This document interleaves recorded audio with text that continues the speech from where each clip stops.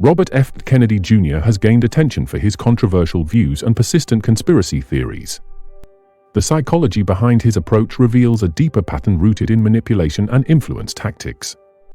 By leveraging his family's legacy and public trust, Kennedy presents himself as a credible authority, even when his ideas might lack scientific backing. This is a classic appeal to ethos, where one uses their reputation to persuade others. Kennedy's focus on fearmongering plays into what psychologists call the negativity bias. People are more likely to pay attention to and remember negative information, which Kennedy exploits by emphasizing the risks and dangers of vaccines, even when these claims have been debunked by experts. He often uses emotional appeals, speaking to parents' fears about their children's health.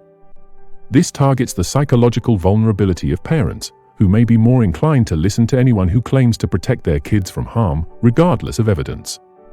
Kennedy's rhetoric employs black and white thinking, framing complex medical and social issues as clear-cut, with him on the side of good and those who disagree as dangerous or corrupt.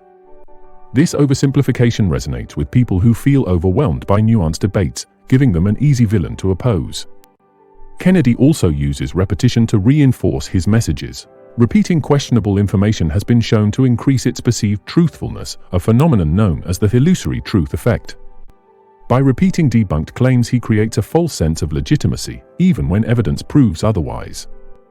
The cult of personality around Kennedy capitalizes on what psychologists call authority bias.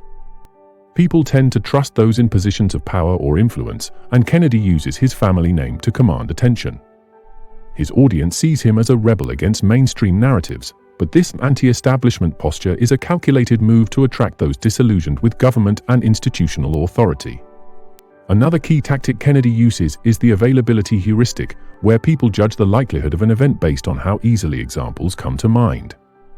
By selectively highlighting rare but dramatic events, he creates the impression that such occurrences are common, even though they are statistically insignificant.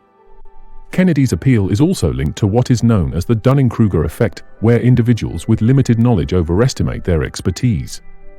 By offering simple explanations for complex issues, Kennedy empowers his followers to believe they know more than experts, fostering distrust in established medical advice. If you learn something new about how psychology affects our daily lives, then consider subscribing to my YouTube channel so that you don't miss the next episode. Until next time, stay sharp.